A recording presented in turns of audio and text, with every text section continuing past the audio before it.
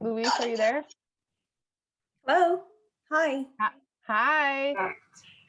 I apologize. My network is a bit grainy. I'm in Nairobi, Kenya. So Oh no, you sound great. So we'll play your video and then you can answer questions or say anything after. So awesome. Thank you so much for this. yeah.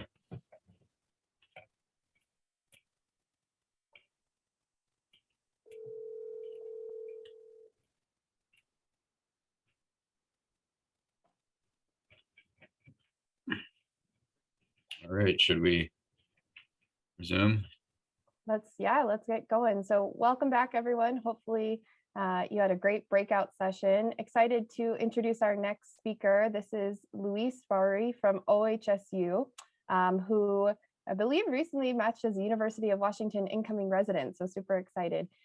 Today she'll be presenting on the implementation of a multi-institutional virtual radiation oncology clerkship.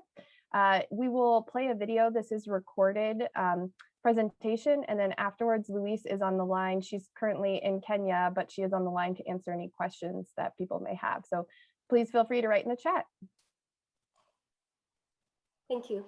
Hello, my name is Loise Wairiri, coming to you from Nairobi, Kenya, and I'm excited to share on the implementation of our multi-institutional virtual radiation oncology clerkship. The virtual medical student clerkship was developed to ensure continuity of radiation oncology. Sorry, technical difficulties.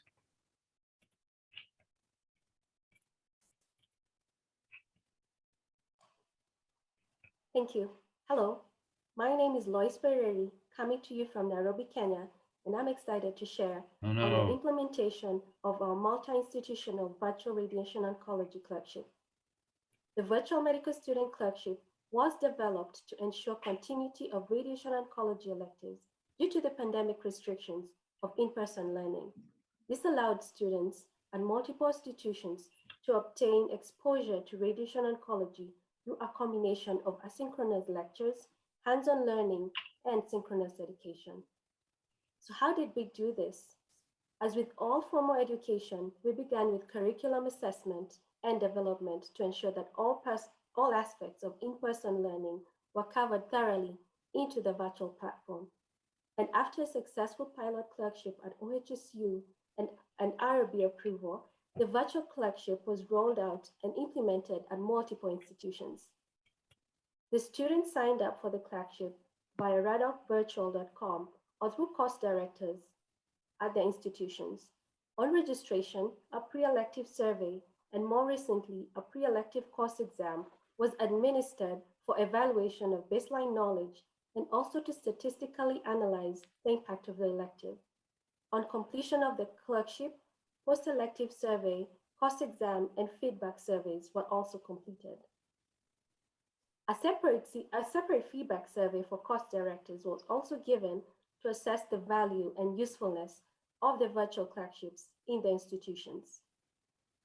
The clerkships used pre-recorded lectures on radocvirtual.com, which included general and sub-site-specific oncology topics that were targeted to medical students. Each clerkship added telehealth visits, chat rounds, contouring, and capstone presentations. Mentorship and networking opportunities were also made available to the students. Shown here is an example of a 2-week elective and a virtual website, a clip of a virtual website containing the curriculum, lectures, and the medical student resources.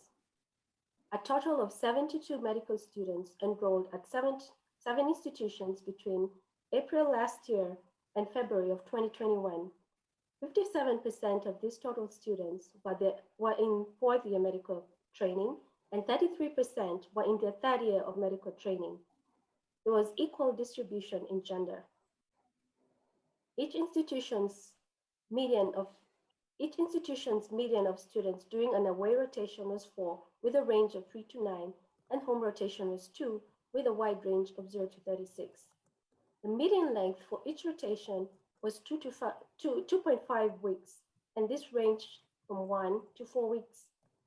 71% of the students had never previously done a radiation oncology elective before. and the course directors were involved as well and spent an average of 5 to 10 hours a week in the electives.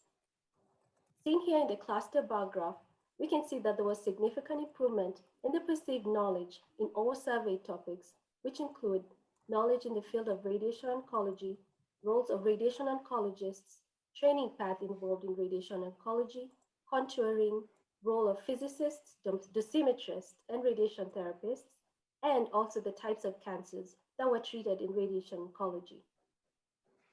The implementation of these electives was successful at improving knowledge of medical students, even those who had previously had exposure to radiation oncology. The virtual platform enabled students to attend learning at different institutions and increase networking and mentorship opportunities. The course directors were satisfied and interested in using the material for future reference.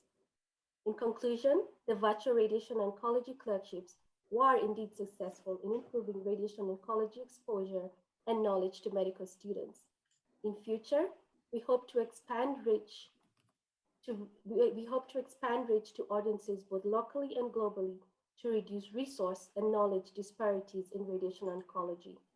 We also hope that the virtual platform can be used as an educational resource for medical students. The virtual clerkship can be integrated into in-person learning to create an enriched hybrid learning experience for our medical students. Finally, I would like to acknowledge and thank our collaborators who are pivotal in ensuring the success of the clerkships. I would also like to thank the ROECSG team for this wonderful event. Thank you so much, and please let me know if any of you have any questions.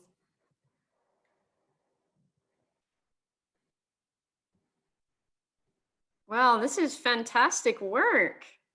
So congratulations on a tremendous effort.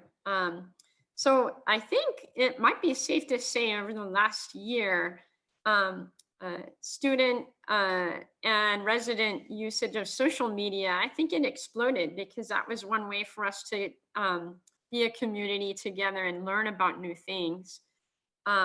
But I think not everyone's on Twitter. But Loise, how did you get the word out about, or how did we all get the word out for maybe people who aren't on Twitter? Yeah, thank you so much. I hope you can all hear me. Sorry for the internet problems, but so most of the course directors, we got through them through Rover and also word of mouth. As we know, our community is a bit small. So that really helped us to reach out into the word about our program and also get collaborators on board with us. So we also got a couple of students who are interested in having rotations directly. So instead of having them in person due to the pandemic, they were redirected to the electives through this initiative. So word of mouth and maybe program directors, I know, were part of the deal for people who were not Twitter. I have a second question. So over the last year, we had an amazing transition to being able to offer telehealth visit in a way that's never been done before. But over the last few months, as the pandemic is settling a little bit, at least in some places, people are going less and less with telehealth. But it's patient care visits, consults, and stuff are one of the main ways that we learn. How do you think this curricula will change as people are doing less telehealth visits? Or do you think telehealth visits will continue in a volume enough to support this effort? Absolutely.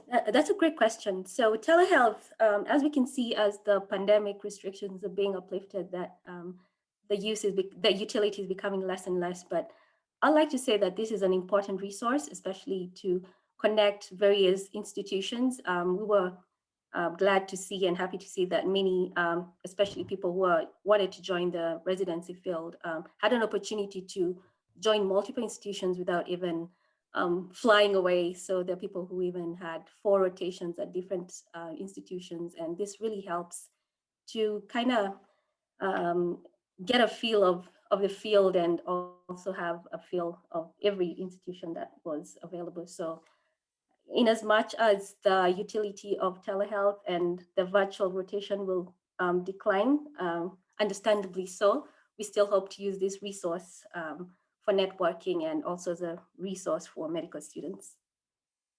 Wonderful.